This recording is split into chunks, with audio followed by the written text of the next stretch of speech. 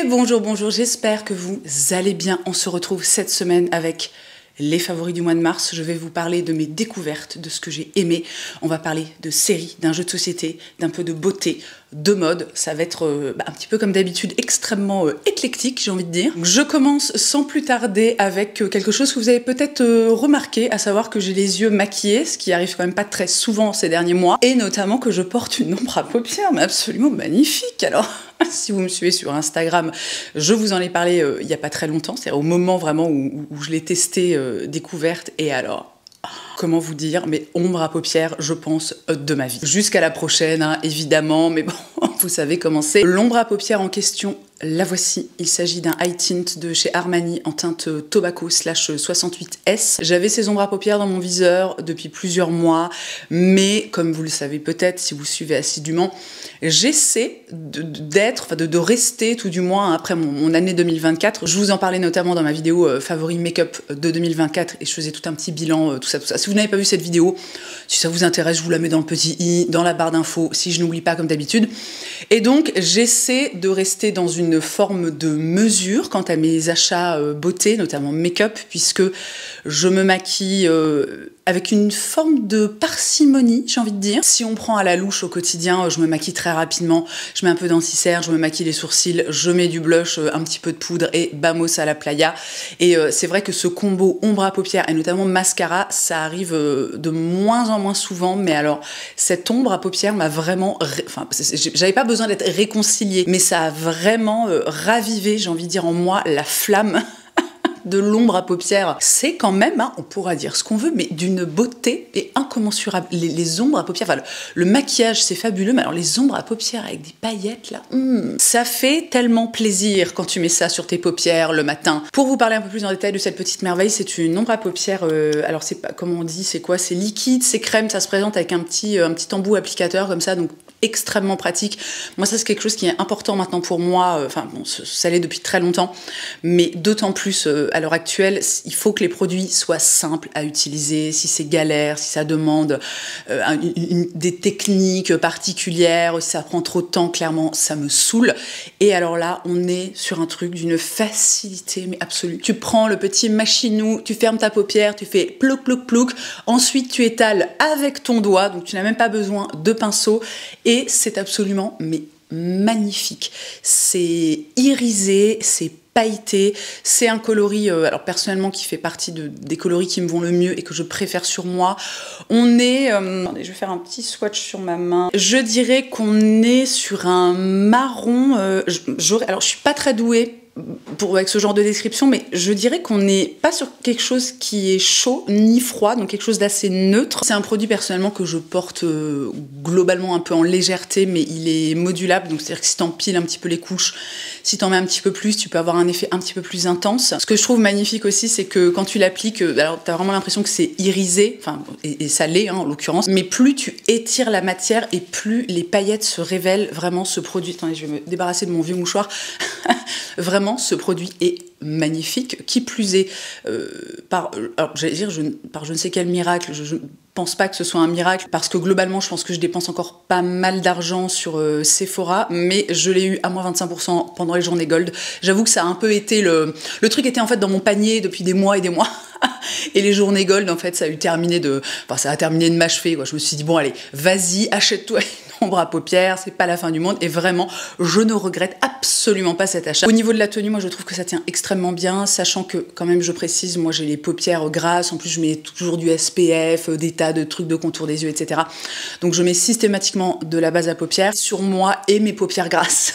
Ça tient absolument nickel toute la journée, donc j'adore ce truc. Je n'irai pas acheter d'autres teintes parce que celle-ci me satisfait entièrement, mais je vous dis, il y a eu ça a débloqué quelque chose, quoi. Je passe maintenant à une série que j'ai adoré. Le mois dernier, je vous parlais de Heartstopper, qui a vraiment été pour moi une série ultra doudou, bonbon, réconfortante, joyeuse, qui m'a vraiment procuré une joie quasiment incommensurable. Et bien, ce mois-ci, j'en ai une autre. Il s'agit de la série Ghost sur Netflix. Alors, attention, si je ne m'abuse, il y a 2 versions de cette série, il y a une version anglaise et une version américaine. J'ai personnellement regardé la version américaine. Alors j'ai lu sur internet que la version anglaise était bien mieux, mais bon écoutez, moi je ne sais pas, je ne l'ai pas vue, donc je ne vais pas me prononcer. Je vous lis le résumé très rapidement.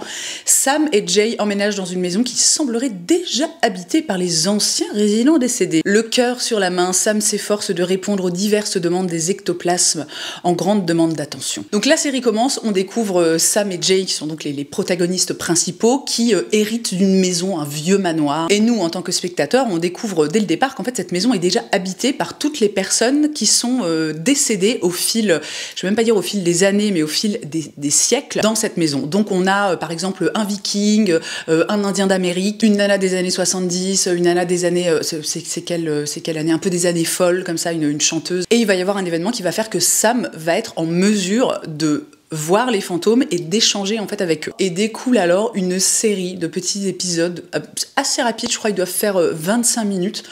Mais écoutez, j'ai adoré cette série, vraiment c'est sympatoche, les personnages sont hyper attachants, les fantômes ont vraiment des personnalités, alors ils sont tous dans une espèce de cliché quoi, mais ils ont des personnalités qui sont ultra attachantes, c'est une série qui est rigolote, qui est légère, qui est joyeuse. Alors c'est pas la meilleure série du monde, c'est vrai qu'il y a eu certains moments où je trouvais que c'était un peu... Je sais pas si c'est cucu ou un peu mal écrit ou... Bon voilà, enfin alors là je suis en train de complètement vous dévendre le truc, mais en réalité c'est vraiment je trouve des tout petits...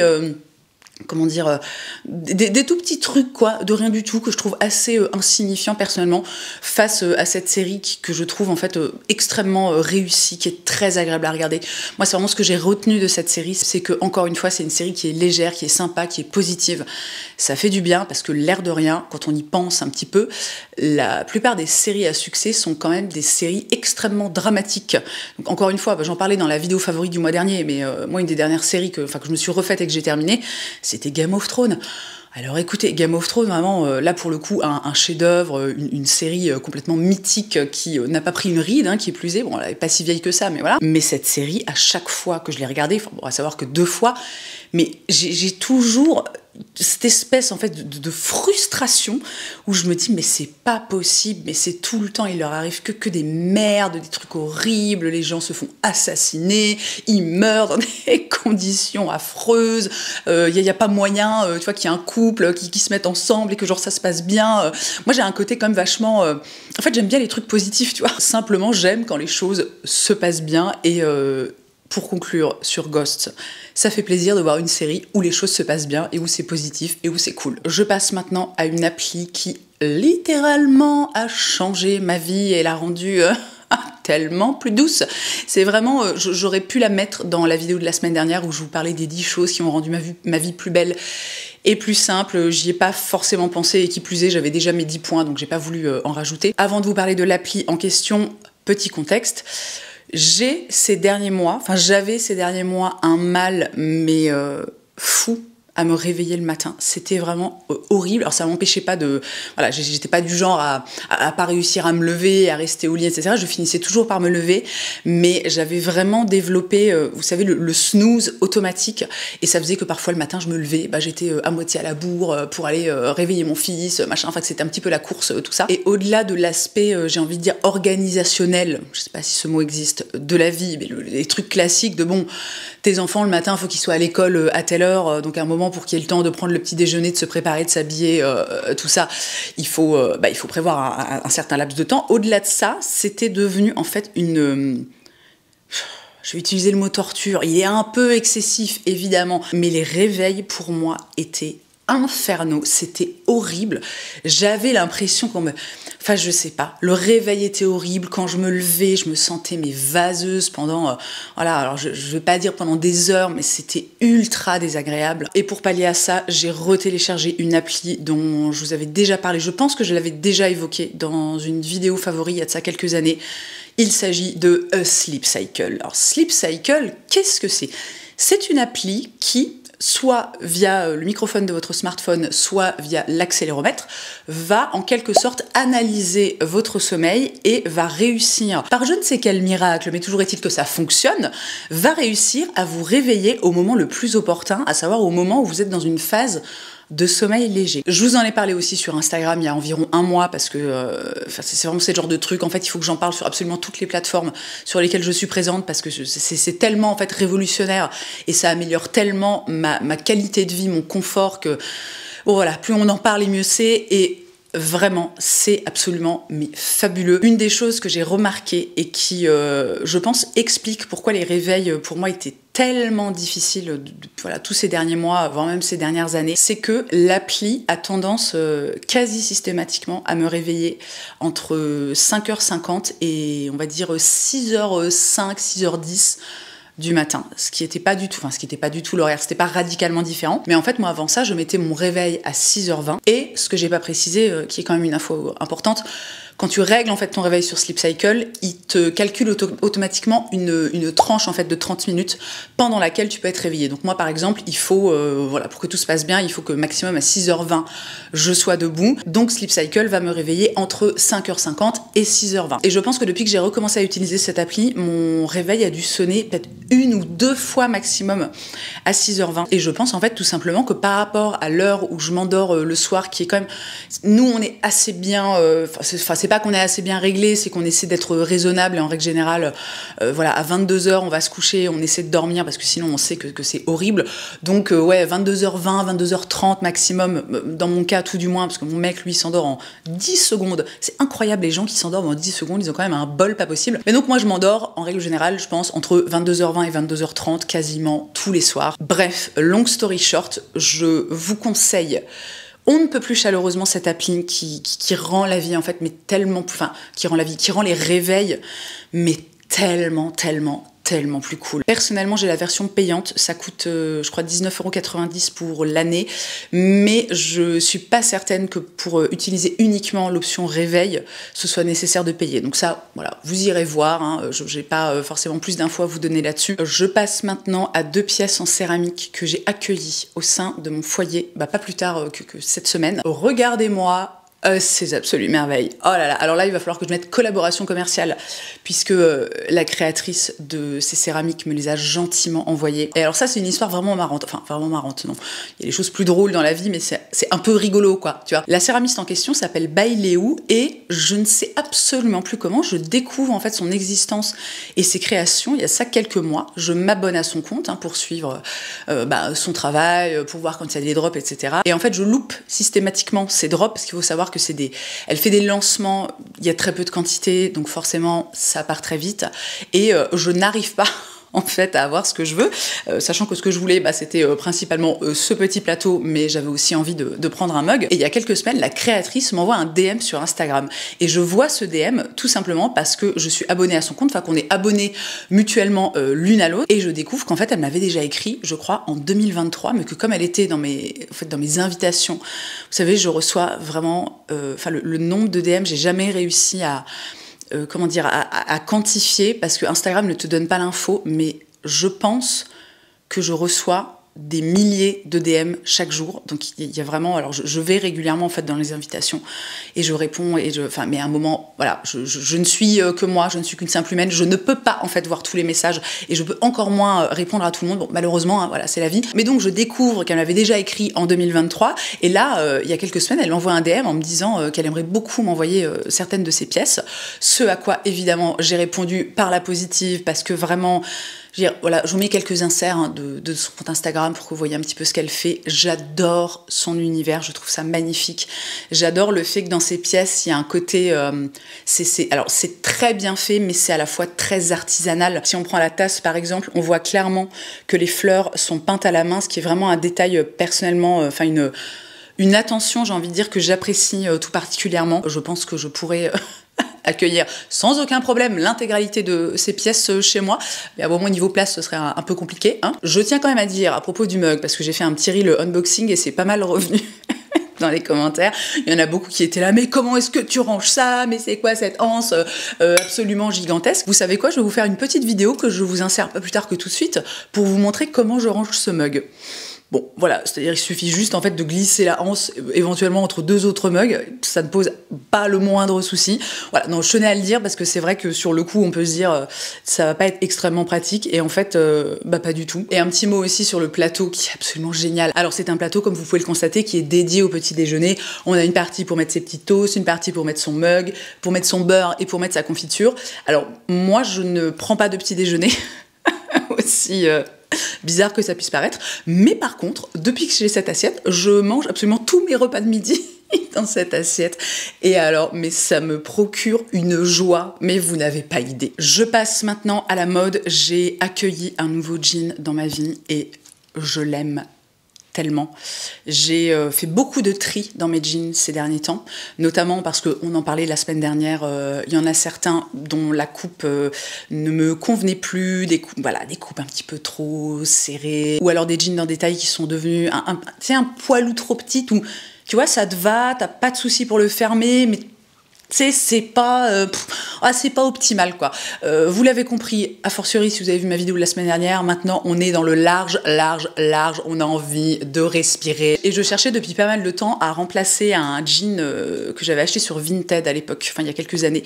Un jean Zara dont j'aimais bien la coupe, mais qui était, je vous insère quelques photos, il était un petit peu trop large pour moi, c'est-à-dire qu'en fait la coupe ne me plaisait pas à 100% et j'étais pas non plus hyper fan du délavage que je trouvais un peu, bon je vais dire grossier, le terme un peu excessif, mais moi j'aime bien quand les délavages sont assez subtil, on va dire ça comme ça. Donc ce jean Zara, je m'en suis débarrassée il y a quelques temps et ça faisait maintenant plusieurs mois que j'étais à la recherche, vous savez, vraiment un jean esprit un peu jupe culotte, donc quelque chose qui soit taille haute, qui soit bien évasé et surtout qui soit court et qui soit directement court, parce que moi je mesure 1 mètre. Je pense que je dois faire 1m62, quelque chose comme ça, je sais pas exactement, il faudrait que je vérifie sur mon passeport ou ma carte d'identité, mais bon, je suis pas très grande. Je suis capable de faire les ourlets sur les pantalons, je sais même faire des ourlets invisibles. C'est vous dire. Mais par contre, je suis pas foutue de faire des ourlets sur des jeans. Je sais pas pourquoi ça me... En fait, comme il y a toujours au bout des jeans, vous savez, comment dire, l'ourlet est toujours un peu, tout du moins sur les jeans que je possède et que je porte, l'ourlet est toujours un petit peu abîmé et j'ai l'impression que si je fais enfin, je sais pas, que ça va faire bizarre. Donc je suis toujours à la recherche du jean qui va tomber absolument, parfaitement à la bonne hauteur, vous voyez, sur moi. Et tout ça, mon Dieu, qu'est-ce que c'était long! Pour vous annoncer que j'ai trouvé un grand gagnant et je suis extrêmement contente puisque je l'ai trouvé chez COS, ce qui fait qu'il m'a pas coûté les yeux de la tête. Alors comme d'habitude, c'est pas une coupe dans laquelle tout le monde va se retrouver et que tout le monde va apprécier, mais si vous êtes comme moi, que vous aimez les coupes larges, les coupes détentes, que vous aimez aussi les jeans qui sont raccourcis et que vous faites à peu près la même taille que moi, vraiment, enfin je vais pas vous dire foncez parce que j'ai pas envie de dire ça, mais vraiment ce jean est génial. Il est ultra bien coupé, il est ultra confortable. La toile est pas trop épaisse, on reste vraiment dans quelque chose qui a une forme de fluidité. Enfin, bon, c'est un peu excessif d'utiliser le mot fluidité pour parler d'une toile de jean, mais on n'est pas sur un jean, vous savez, qui tient debout tout seul. Donc c'est extrêmement confortable. Moi, j'ai pris la taille 36, alors que habituellement j'ai plutôt tendance à prendre du 34 chez COS parce que je trouve qu'il taille un petit peu grand, mais là vraiment, vous avez compris, l'idée c'était d'être excessivement confort. Donc il est un tout petit peu large à la taille, mais moi c'est vraiment pas quelque chose qui me dérange. J'adore le fait aussi que pour le fermer ce soit une braguette et un bouton, parce que c'est toujours enfin, c'est pas que c'est relou, mais quand comme moi on est très team la flemme, les pantalons ou les tailles hautes c'est que des boutons comme ça, je trouve toujours ça un peu alors pénible, gros guillemets, vraiment guillemets géants, hein. Et je vous ai dit que j'ai pris la taille 36, mais en fait non, j'ai pris la taille 26 puisqu'on est sur des tailles US. Donc moi 26 c'est vraiment la taille que je porte habituellement maintenant en jean, hein, pour être une fois de plus, hein, pour être confort, pour être bien, tout va bien dans la vie, on n'est pas entravé par ses vêtements. Et c'est super. Donc voilà, je pose ça là, le petit jean COS qui va bien, vraiment, non mais il est... j'adore ce jean. J'en porte un autre aujourd'hui, comme vous vous en doutez, hein, je ne suis pas en train de filmer cette vidéo en slip, mais en fait j'ai vraiment envie de le porter tous les jours, il est génial. Je retourne maintenant sur une série, alors là on change de... on change de vibe. C'est une série qui est beaucoup moins joyeuse que celle dont je vous ai parlé juste avant, ou même que, voilà, celle du mois dernier, hein, Heartstopper. La série en question, c'est Toxic Town. C'est une mini-série qui est disponible sur Netflix, qui est vraiment très très courte. Il y a, je crois, 4 épisodes qui sont un petit peu longs. Je crois qu'ils font environ entre 45 minutes et 1 heure, quelque chose comme ça. C'est une série qui est tirée de faits réels, ils le disent au départ. Ils expliquent aussi qu'il y a certaines parties qui sont un peu romancées pour voilà, apporter un peu de... Enfin, vous savez, quoi, pour... je ne trouve pas le terme, mais je pense que vous avez compris. Je vous lis le résumé. Lorsque des dizaines de bébés naissent handicapés à Corby, leur mère, Corby étant la ville dans laquelle la série se déroule, leur mère se lance dans une bataille pour que les responsables rendent des comptes. On découvre donc cette ville... Alors, j'arrive pas à me souvenir si c'est en Irlande ou en Écosse. Cette petite ville qui, pendant longtemps, a tourné autour d'une... Je crois que c'était une usine de sidérurgie. Et quelques années auparavant, l'usine a fermé. La série commence, on découvre que la municipalité est en train de réhabiliter le site donc de l'ancienne usine de sidérurgie. Et dès le départ, tu sens que ça va pas, quoi. Tu sens que les normes de sécurité, les règles sont pas hyper bien respectées. Nanana. Et en parallèle, il y a des femmes qui tombent enceintes. Donc c'est une série qui se passe vraiment... sur un sacré paquet d'années. Et donc, comme dit dans le résumé, très rapidement, en fait, il y a des bébés qui naissent avec énormément de malformations, des handicaps. Et au fil des épisodes, les mères vont se regrouper pour essayer tout simplement d'obtenir des réponses, d'obtenir une forme de justice. Et c'est une série que j'ai trouvée absolument géniale. Alors qui est pas... bon, c'est un peu trigger warning, hein, parce que voilà, il y a quand même des images et des moments qui sont très difficiles. Je suis pas capable de dire dans quelle mesure la série romance, entre guillemets, la réalité, mais j'ai trouvé ça hyper brut, hyper vrai. Les actrices sont fabuleuses. Il y a notamment dans un des rôles principaux Emily Lou Reed, qui est une actrice que j'adore et qui est... Elle est vraiment incroyable en fait dans cette série. Donc voilà, ce mois-ci, vous avez le choix, vous avez soit une série extrêmement légère où tout est beau, tout est sympa, ou alors une série ultra glauque. Enfin non, c'est pas ultra glauque, mais c'est beaucoup moins... C'est-à-dire que quand tu termines un épisode, t'es pas là... Et ouais, c'est un petit peu plus lourd, on va dire ça comme ça. Et je termine ces favoris avec... un jeu de société. On a découvert il y a quelques semaines le jeu Flip 7. Et alors, je vais pas dire meilleur jeu ever parce que ça ne veut rien dire, parce qu'il y a tellement de jeux maintenant qui existent et puis il y a tellement de préférences personnelles que voilà. Mais alors, Flip 7, ah bah tiens, c'est quand même marqué dessus, le meilleur jeu de cartes de tous les temps. Alors, il y a un petit astérisque. Ah oui, selon, je ne connais pas du tout, hein, mais Catch Up Games et The Up the Game, bon je sais pas, ça doit être des espèces de sites ou des trucs de référencement, bon bref. Flip 7, si vous cherchez un jeu rapide, facile à comprendre, qui soit fun, mais foncez. Je vais regarder si l'ami Google a une petite description concise à me proposer. Ok, alors, accumulez les cartes au fil des tours pour gagner des points. Mais attention, si vous recevez un numéro que vous avez déjà, vous perdez tout. À chaque manche, collectionnez des cartes une par une pour marquer autant de points que le total de leur valeur, mais vous devrez savoir dire stop avant de recevoir un numéro que vous avez déjà. En clair, c'est extrêmement simple. Vous avez plein de cartes avec des numéros qui vont de 0 à 12. Dans le jeu, il y a une carte 1, 2 cartes 2, 5 cartes 5, 8 cartes 8, etc. jusqu'à 12 cartes 12. Et en fait, la partie commence, chacun reçoit une carte et il y a un distributeur de cartes voilà, qui est différent à chaque tour, qui, une fois que vous avez reçu une carte, et donc au tour suivant, va vous demander si vous voulez une carte supplémentaire, ce à quoi vous répondez oui ou non. Je ne suis pas sûre de très bien expliquer le concept du jeu. Au pire, vous irez voir des vidéos sur YouTube de gens dont c'est le métier, qui sont calés et qui savent expliquer les choses correctement. Mais en gros, voilà, chaque manche se déroule comme ça. Le but du jeu, c'est d'accumuler le plus de points. Il y a aussi des cartes bonus qui multiplient vos points par 2, qui vous ajoutent plus 4, plus 6, plus 8. Vous avez des cartes seconde chance qui, quand vous la recevez à un tour, si au tour suivant, vous recevez une carte que vous avez déjà, en fait, ça vous permet de ne pas perdre, tout simplement. J'ai vraiment l'impression de tellement mal raconter. C'est horrible. Et dans ce jeu, il y a un petit bonus qu'il faut essayer d'atteindre, c'est le Flip 7. Le Flip 7, c'est quand, tout simplement, vous avez 7 cartes devant vous, donc 7 cartes avec des numéros, et que donc aucune de ces cartes n'est là en double, quoi. Et c'est génial de faire des flip 7, parce que quand vous faites un flip 7, vous gagnez 15 points supplémentaires, et le but du jeu, c'est tout simplement d'accumuler le plus de points possible et le plus rapidement, jusqu'à arriver à 200 points. Encore une fois, si vous n'avez rien compris, j'essaierai de vous trouver. Je suis comme... je sais pas ce que vous en pensez, je trouve que je suis assez objective sur moi-même, vous savez, sur mes forces et sur mes faiblesses. Vraiment, expliquer des trucs, ça fait partie de mes faiblesses, hein, là on va pas se mentir, mais j'essaierai de vous trouver sur YouTube une vidéo qui soit courte, concise, claire, qui explique le principe du jeu, si jamais vous n'avez rien compris. Ce petit jeu absolument génial, toutes les personnes avec qui on a joué ont adoré. Encore une fois, c'est vraiment pas un jeu prise de tête, on comprend très rapidement les règles, ça se joue facilement, ça s'emmène aussi facilement. J'ai oublié de préciser, mais on peut jouer à partir de 3 joueurs et c'est à partir de 8 ans, sachant que nous, on a fait une petite partie avec notre fils quand on l'a reçu, parce qu'on avait que lui sous la main. Notre fils, pour rappel, a 6 ans. Il a fait 2 tours, mais je suis pas sûre que ça l'ait particulièrement amusé. Enfin, il a voulu arrêter assez rapidement. Mais franchement, pour jouer avec des enfants peut-être un peu plus grands, je pense que c'est idéal. Et pour conclure, vous l'avez compris, je vous conseille très chaleureusement ce petit investissement. Il est pas très cher. Alors, je suis pas certaine.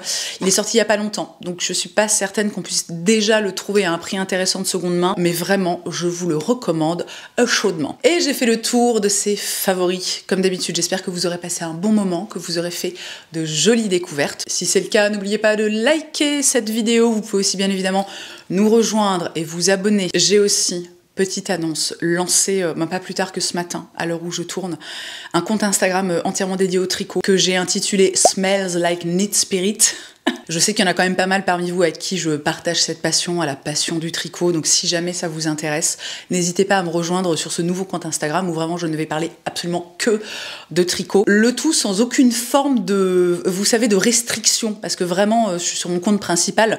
Alors, je parle pas mal de tricot, mais je me retenais beaucoup, en fait, je me freinais beaucoup, tout simplement, en fait, pour pas saouler les gens qui en fait, pour la plupart des gens sur mon compte principal ne me suivent pas pour le tricot. Alors, ça intéresse beaucoup de monde et j'ai beaucoup de retours et des échanges qui sont très cool, mais j'avais vraiment envie d'avoir un espace dédié où on puisse se retrouver entre tricoteuses et peut-être entre tricoteurs, allez savoir. Donc voilà, c'est lancé, c'est cool, je suis extrêmement contente. Évidemment, j'ai encore mon compte TikTok, mais je suis pas sûre que je vais continuer en fait à poster sur TikTok parce que j'ai du mal, en fait, je n'arrive pas à trouver d'esprit de communauté sur ce réseau social.